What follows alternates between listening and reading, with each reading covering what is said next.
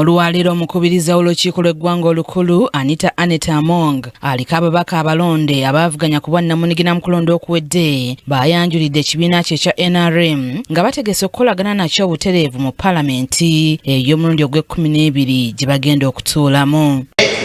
I will take charge of receiving the independence in my office as the second national vice, not as a speaker, as national vice. So the remaining independents are going to do their work. They are going to sign up and then we will send it to the director legal.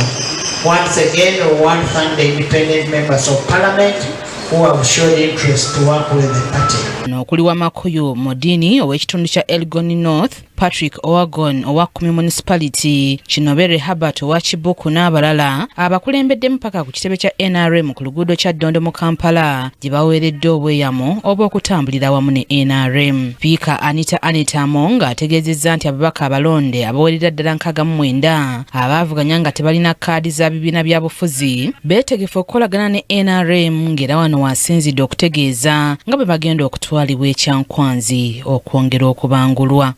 69 members of parliament who are independents, of which 62 of them have shown interest to work with the NRM party, and that's a very big achievement.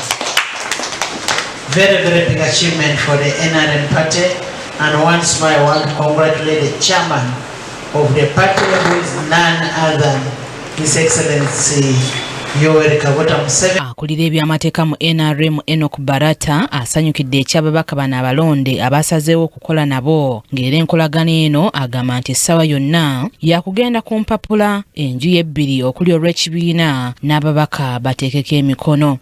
Very clearly laid it out.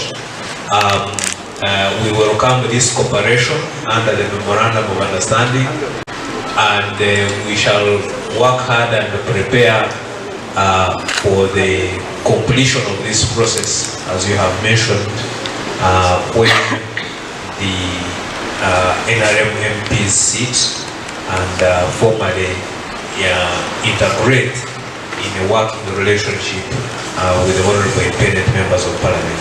Atwala ebyamawulire mu NRM Emmanuel Dombo ategeezezza nti ekyababaka bano okusalawo okutambula ne NRM kyakwongera okutumbula enkulaakulana mu ggwanga. Baleme kweralikirira nga balowooza nti kubanga abantu abasinga bakolagana ne NRM tegenda kubalyamu olukwe.